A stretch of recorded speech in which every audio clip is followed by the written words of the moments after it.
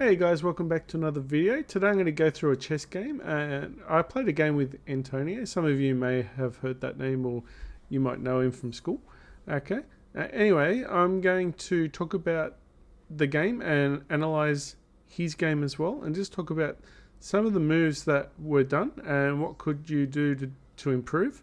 Because definitely when you're rated like between 600, even up to 1,000, there's a couple of things that you need to focus on, and we're going to talk about a couple of these principles that you probably should start thinking about, especially if you're a bit lower rated and you don't know where to start. So, you know, some of the principles is always move one piece, not more than once. Like move one piece only once in the opening, okay?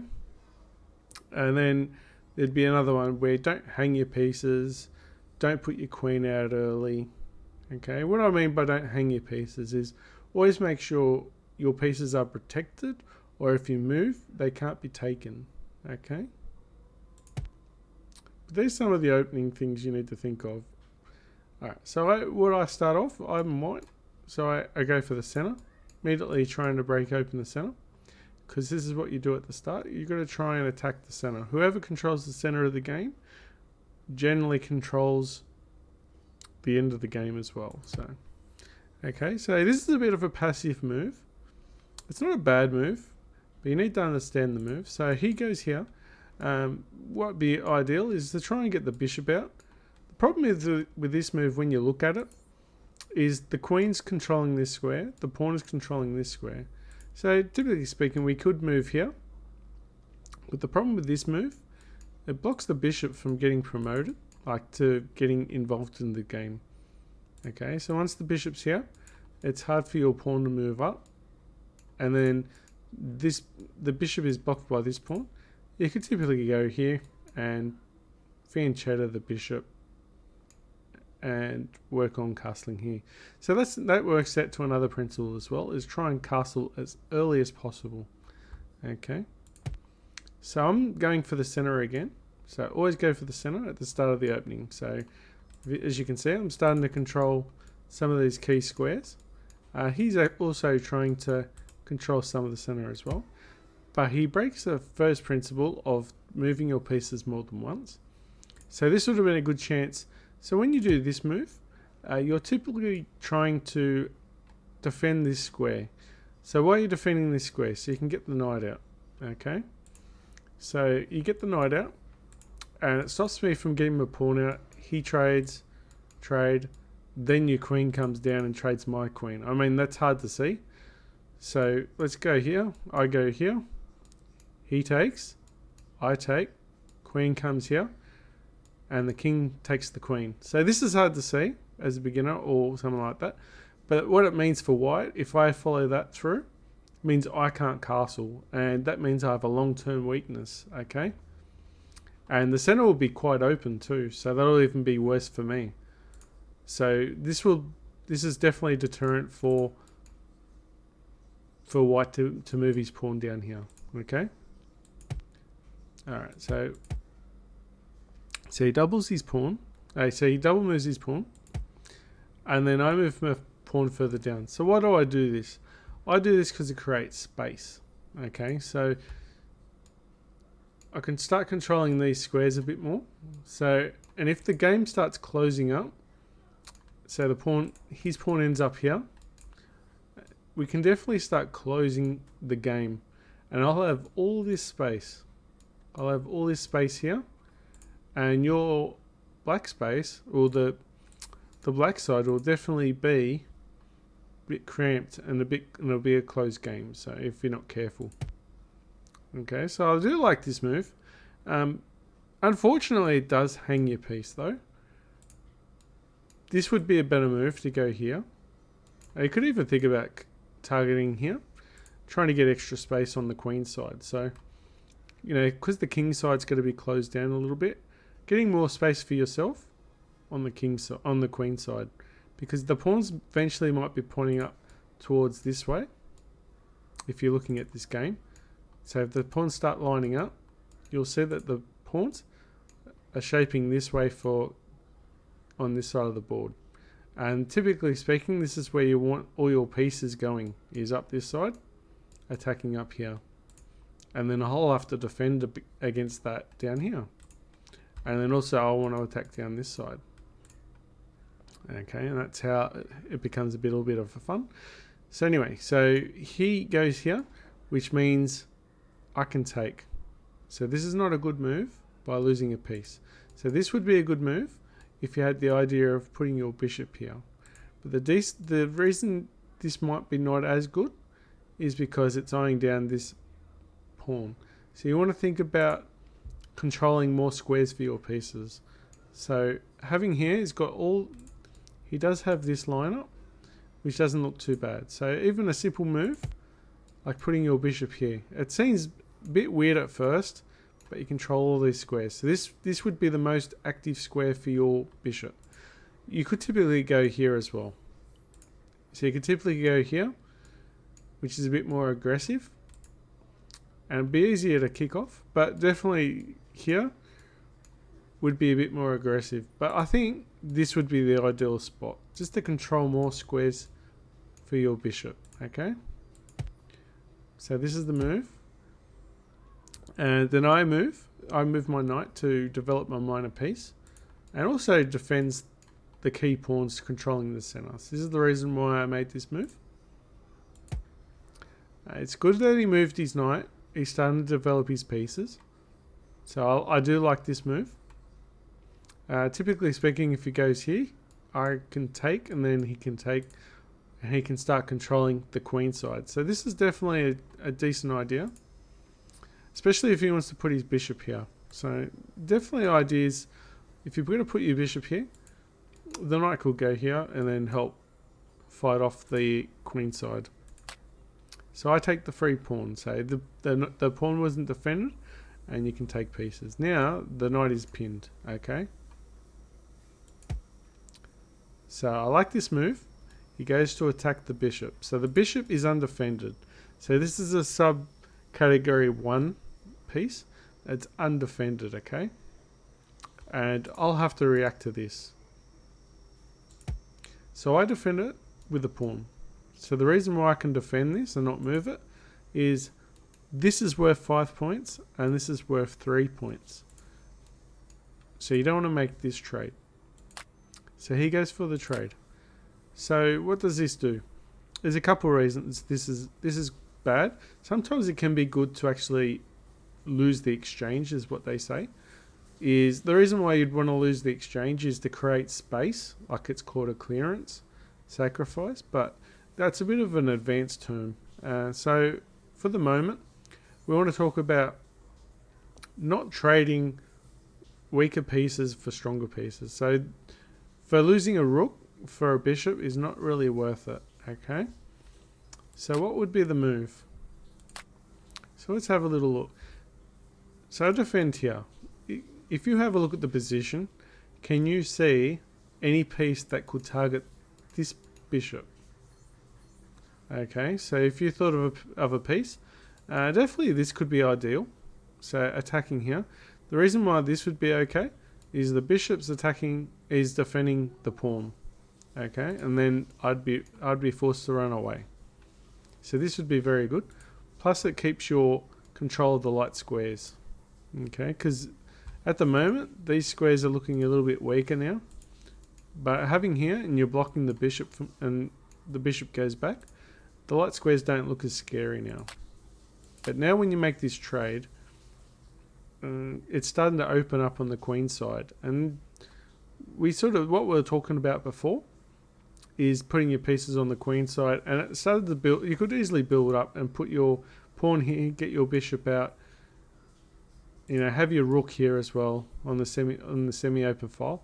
It doesn't actually look so bad for you. So, okay. So what happened? We traded here. So he goes for a pawn.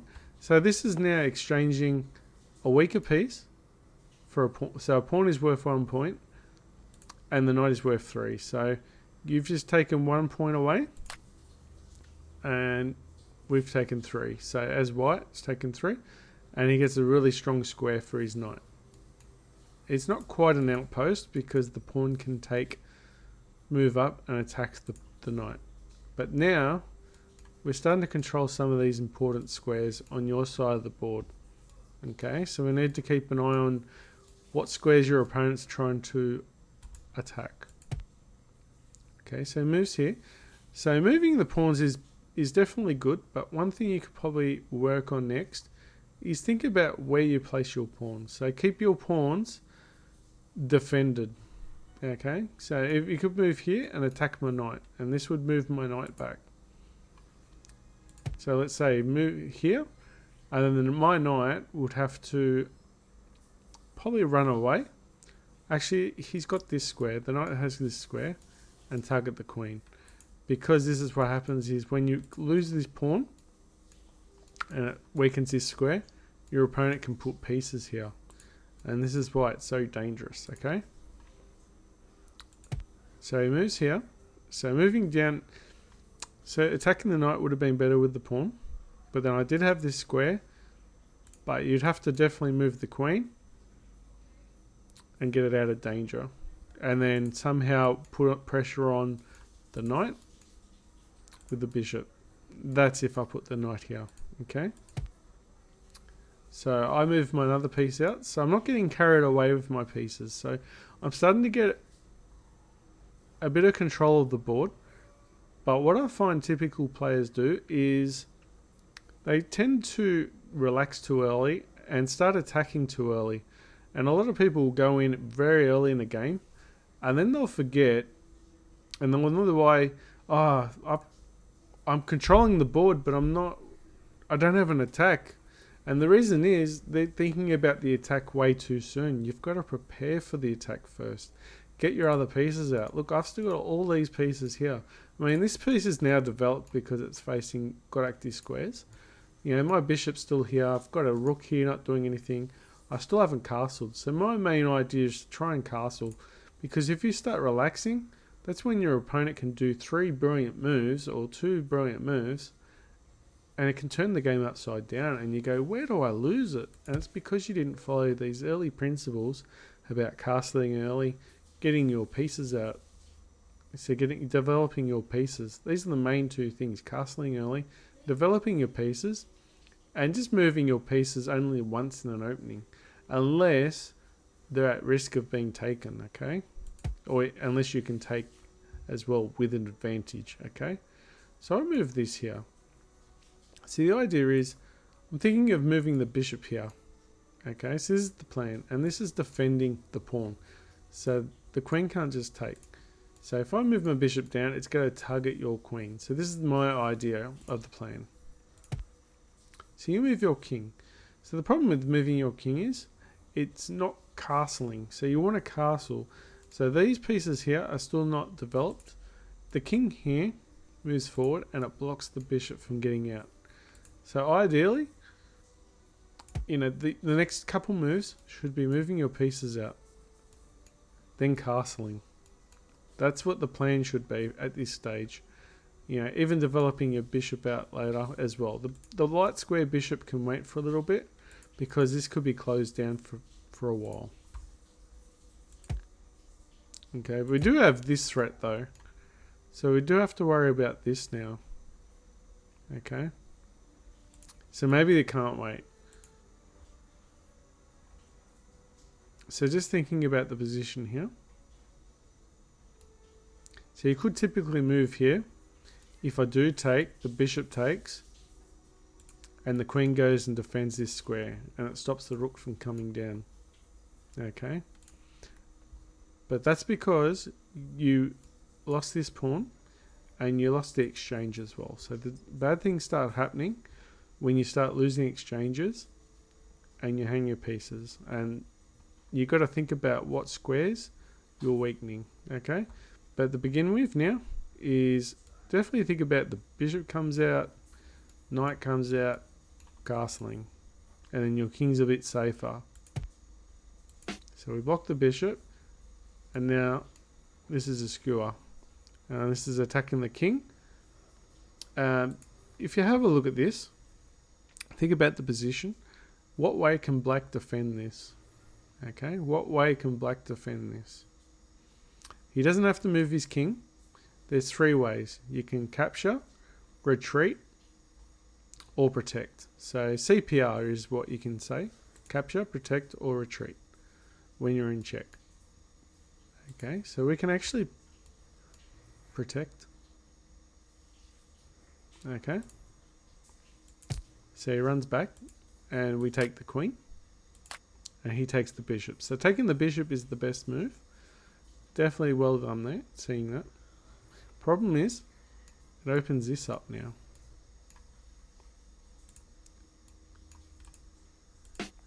Okay. And then he loses the rook. Typically speaking, I should have been careful here about taking here. Because this is such a powerful knight. I'm trading a very strong knight for a rook that isn't doing much.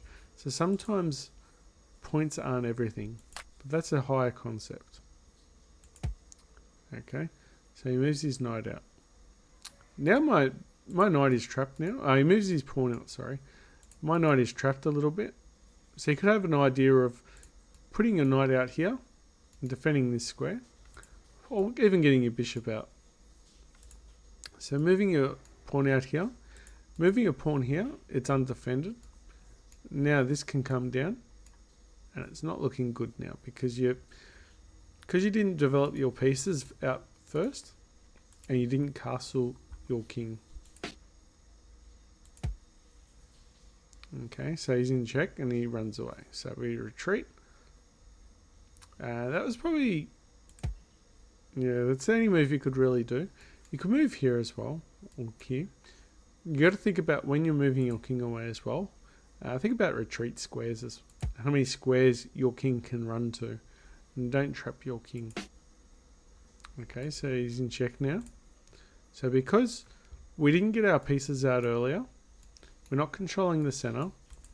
So when you don't control the center, your opponents can move in for an attack. And this is exactly what's happening now. Okay, so going in for a check. And the thing about the knight, when it's checking, it's the only piece that can force a check, but you can only retreat. Unless you're actually capturing the knight itself, you can't actually protect against it, and the king has to run. So now, we were talking about this before, and now the rook is involved and becoming into the attack. Alright, so he moves out to the center. So here, this is undefended now. So I've got a check. Or I can take. Or I can move with the queen. But looking at all the moves, I'll flick it around. Can you see the checkmate for what? It's mate in 1. Can you see it? Okay, I'm going to show you. And this is checkmate, okay? So the king doesn't have these squares because the rook covers. Queen covers this. And the knight covers this square as well. Okay. And that's the end of the video, guys. So remember the 3 principles that I talked about. So develop your pieces. Move only once per piece in the opening. So at the start, only move your piece once. Don't touch that piece again unless it's in danger, or you're going to win a game from it, or the exchange. And then 3 is castle. So castling, move your piece once, and we'll control the center. Try and move towards the center. Okay. And I hope you find the video good. And thank you for watching. I'll see you in the next video. Bye, guys.